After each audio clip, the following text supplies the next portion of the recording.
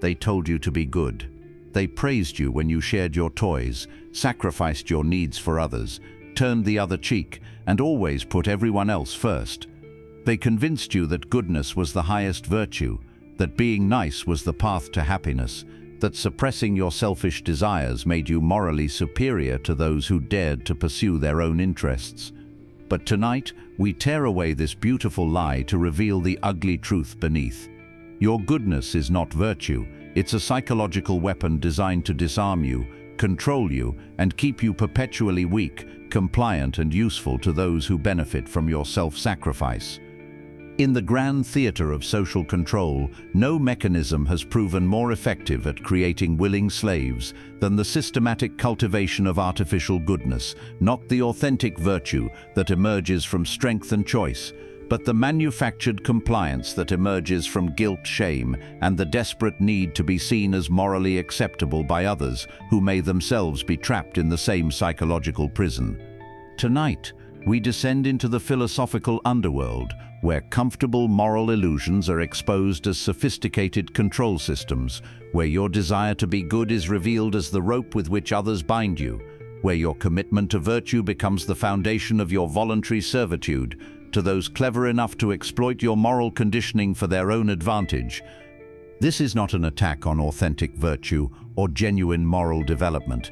This is an examination of how your natural moral instincts have been hijacked, weaponized, and turned against you by systems that benefit from your weakness while claiming to celebrate your goodness. We will explore how the version of goodness you've been taught serves others' power more than your own development, others' comfort more than your own growth, others' interests more than your authentic moral evolution. Through the ruthless moral analysis of Nietzsche, who exposed how slave morality transforms weakness into supposed virtue while making strength appear evil, through the political realism of Machiavelli, who understood that goodness without power invites exploitation from those who possess both goodness and strength, through the shadow psychology of Carl Jung, who revealed that artificial goodness requires the repression of essential aspects of human nature that must be integrated rather than denied, through the moral genealogy of those who have traced how current definitions of goodness serve control rather than liberation, and through the insights of philosophers who recognize that authentic virtue requires the strength to be selectively bad, when badness serves authentic moral purposes, we will uncover how your goodness has been transformed from a source of power into a mechanism of control. By the end of this philosophical liberation, you will understand why good people are often the most exploited, why those who pride themselves on virtue are frequently the most manipulated, and why reclaiming authentic moral strength requires rejecting the artificial goodness that has been sold to you as the highest ideal, while actually serving as the most sophisticated form of psychological slavery ever devised. The question that will determine whether you remain trapped in virtuous weakness or ascend to authentic moral power is this: are you ready to discover that your goodness has been a lie designed to keep you weak? And are you strong enough to forge genuine virtue from the ashes of manufactured compliance? Nietzsche stands as philosophy's most devastating critic of artificial goodness, the thinker who dared to examine moral systems not as divine truths, but as human creations that serve very specific psychological and political functions, often the function of making the weak feel morally superior to the strong, while ensuring that the strong remain constrained by moral categories that prevent them from exercising their full capabilities.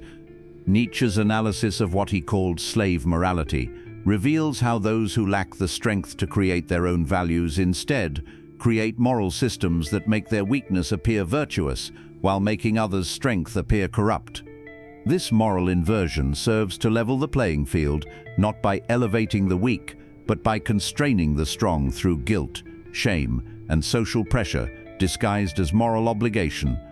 The slave morality definition of goodness consistently emphasizes qualities that keep people controllable: self-sacrifice rather than self-development, humility rather than confidence, submission rather than assertion, accommodation rather than boundary setting, universal love rather than selective respect, forgiveness without accountability rather than justice with consequences.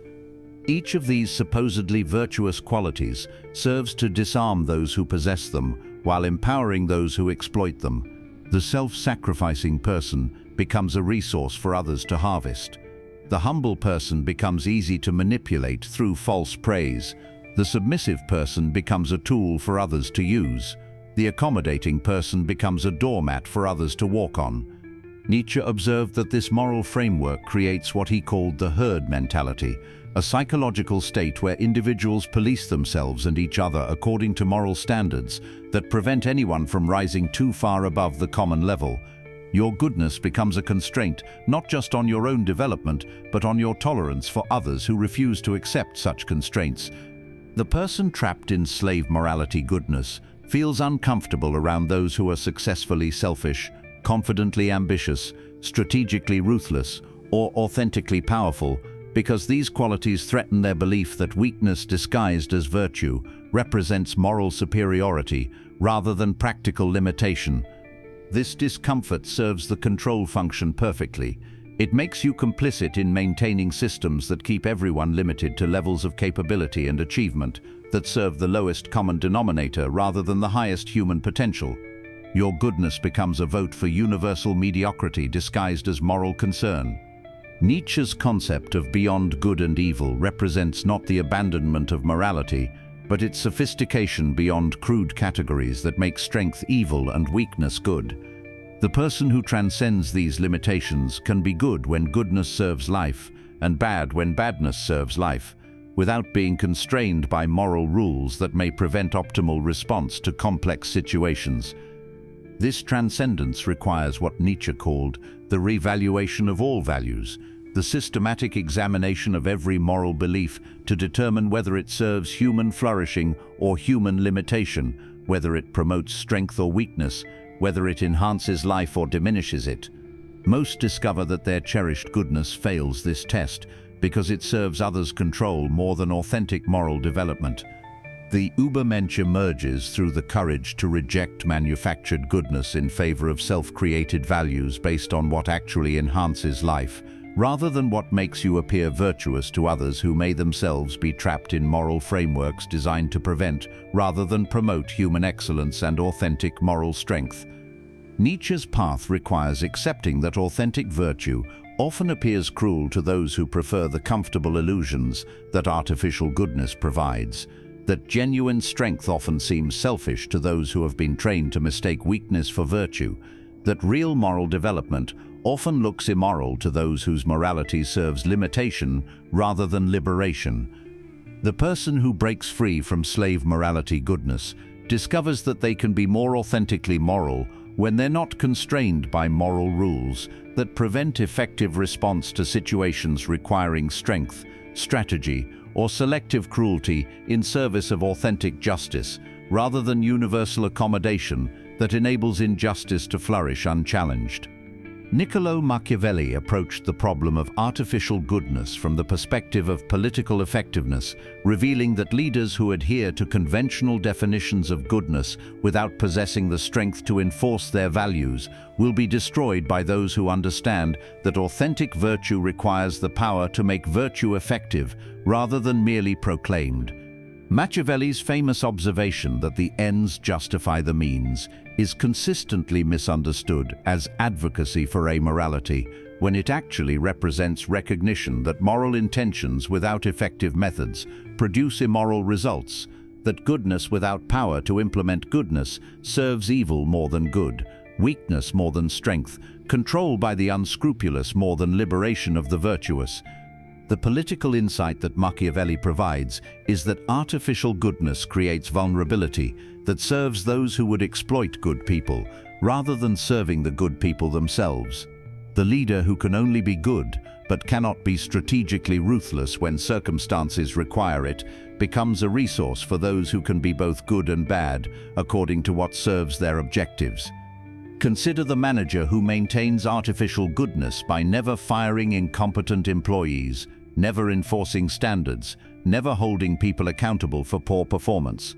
This supposed goodness actually harms productive employees who must compensate for others' inadequacy while enabling destructive employees to continue their damage unchecked.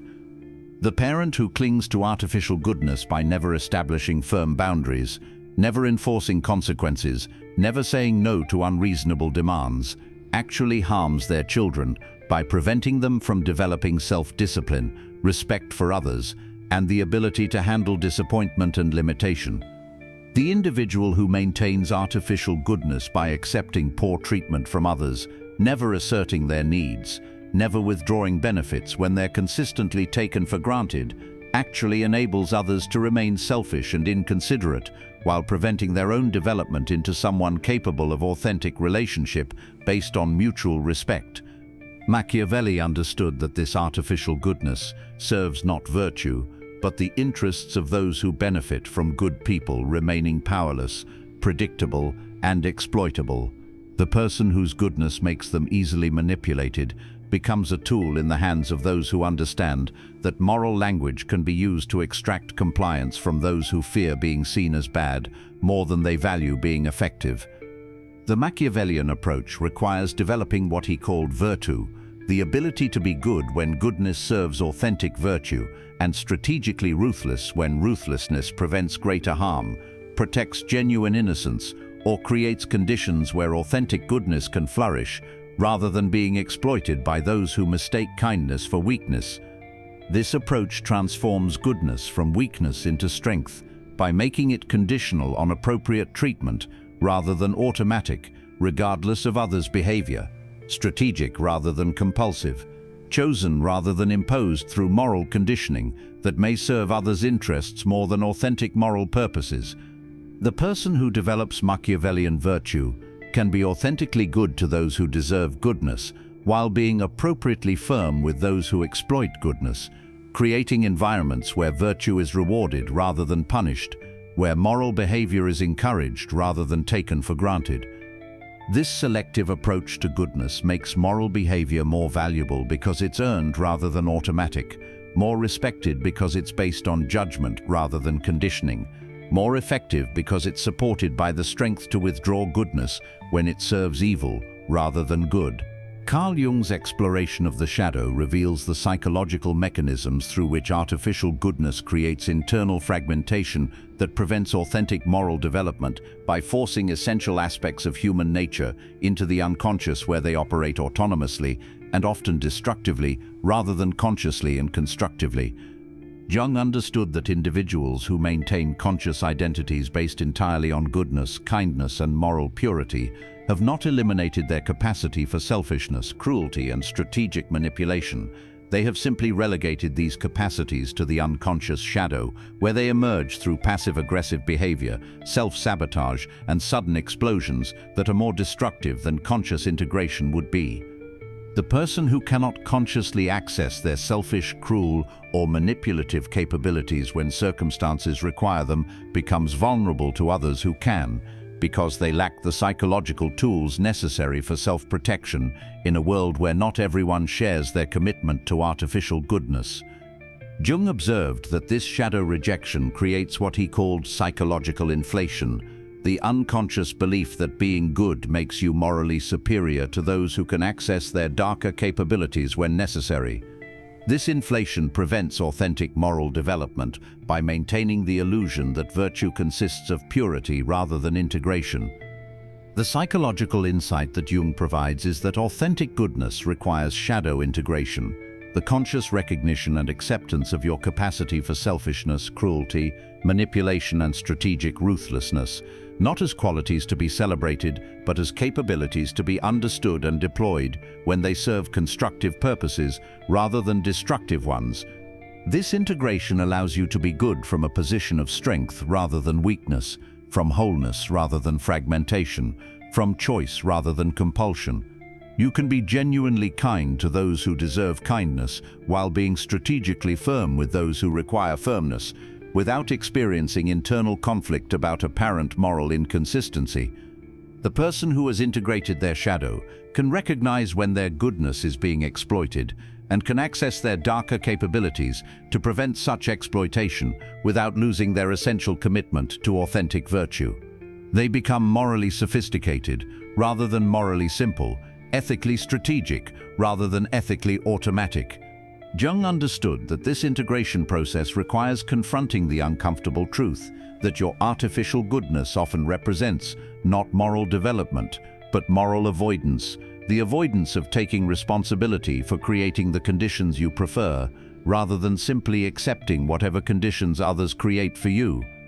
The individuation process necessarily involves what Jung called embracing the shadow, the recognition that your capacity for goodness is meaningless unless balanced by your capacity for strategic badness, when goodness would enable harm rather than prevent it, when kindness would perpetuate injustice rather than promote justice. This embrace reveals that authentic virtue requires the integration of light and shadow, rather than the denial of shadow in favor of light. The person who can be bad when necessary becomes capable of genuine goodness when goodness serves authentic moral purposes rather than artificial moral appearances.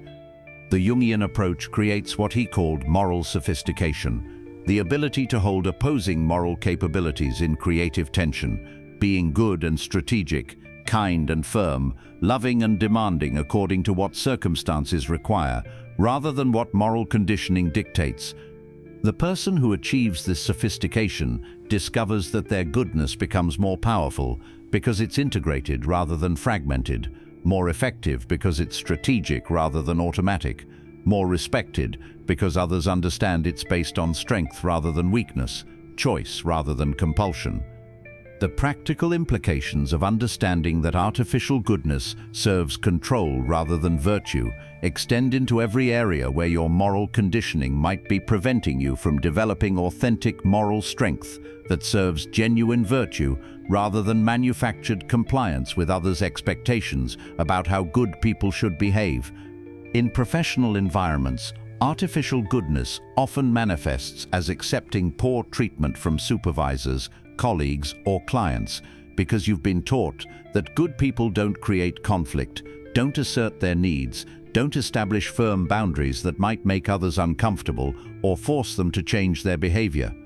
This professional goodness serves not virtue, but the interests of those who benefit from your predictable accommodation, your reluctance to enforce standards, your fear of being seen as difficult or demanding, when difficulty and demands might be exactly what's needed to create productive work environments. The professionally evolved person learns to distinguish between authentic virtue that creates excellent work environments and artificial goodness that enables poor behavior to continue unchallenged while harming everyone involved, including those whose poor behavior is being accommodated rather than corrected. In personal relationships, artificial goodness often creates dynamics where you accept one-sided relationships that drain your resources while providing little reciprocal benefit because you've been taught that good people are selfless, always giving, never demanding fair treatment in return for their generosity and support. This relational goodness serves not love, but the convenience of those who prefer to receive without giving, to be supported without supporting, to be understood without understanding in return. Your artificial goodness enables their authentic selfishness while preventing your own development into someone capable of mutual relationship based on equality rather than servitude. The relationally evolved person learns to make their goodness conditional on appropriate treatment, to withdraw emotional and practical support when it's consistently taken for granted, to be clear about expectations while enforcing consequences when expectations are ignored or violated. In family relationships, artificial goodness often enables dysfunctional behavior by family members who learn that they can treat you poorly, ignore your needs, or make unreasonable demands without facing meaningful resistance because good family members are supposed to be understanding, forgiving, and endlessly accommodating regardless of how they're treated. This family goodness serves not love, but the psychological needs of family members who prefer your limitation to your development, your predictable accommodation to your authentic self-expression, your artificial harmony to the temporary conflict that might be necessary for genuine relationship improvement. The family-evolved person can love family members while refusing to enable their dysfunction, can maintain family connections while enforcing standards of respectful treatment, can be generous while preventing their generosity from being exploited by those who mistake familial love for unlimited tolerance of poor behavior. The transformation from artificial goodness to authentic virtue requires developing what could be called moral discernment, the ability to distinguish between goodness that serves genuine moral purposes and goodness that serves others' comfort, convenience, or control over your behavior and resources. This discernment involves questioning every moral belief you've inherited to determine whether it serves your authentic moral development or prevents it, whether it enhances your capacity to create good outcomes or constrains you to accept whatever outcomes others create, regardless of their moral quality. Building authentic virtue also requires developing what could be called strategic goodness, the ability to be good when goodness serves genuine moral purposes, while being strategically firm when firmness prevents greater harm, protects authentic innocence, or creates conditions where virtue can flourish, rather than being exploited. This strategic approach eliminates the automatic goodness that serves others' interests more than moral truth, while developing conscious goodness that serves authentic virtue through strength rather than weakness, wisdom rather than naivety, effectiveness rather than mere intention. Perhaps most importantly, developing authentic virtue requires accepting that others will resist your evolution from artificial goodness to genuine moral strength, because your transformation threatens their comfortable ability to exploit your predictable accommodation, your reliable self-sacrifice, your fear of being seen as bad more than your commitment to being effective. These resistance patterns represent tests of your commitment to authentic virtue versus your attachment to others' approval of your artificial goodness. The person who cannot withstand criticism for refusing to be exploited will never develop beyond the level of goodness that serves others' convenience, rather than genuine moral purposes.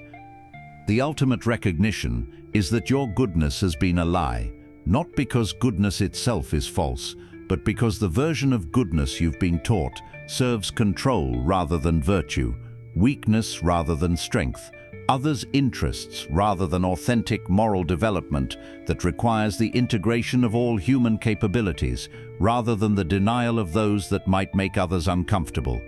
The person who breaks free from artificial goodness discovers that they can be more authentically moral when they're not constrained by moral rules that prevent effective response to situations requiring strength, strategy, or selective firmness in service of genuine justice, rather than universal accommodation that enables injustice to flourish unchallenged. This liberation creates authentic virtue that serves life rather than limitation, strength rather than weakness, genuine moral purposes rather than manufactured moral appearances that make you feel virtuous while keeping you controllable, predictable, and useful to those who understand that moral language can be used to extract compliance from those who fear moral judgment more than they value moral effectiveness. The choice that determines whether you remain trapped in virtuous weakness or ascend to authentic moral power is ultimately about courage. Will you continue accepting definitions of goodness that serve others' control over you? Or will you develop the strength to create your own moral framework based on what actually enhances life, rather than what makes you appear good to others who may benefit from your weakness? Your goodness has been a lie designed to keep you weak, not because all goodness is false, but because the goodness you've been taught serves interests other than your authentic moral development. Break free from this lie.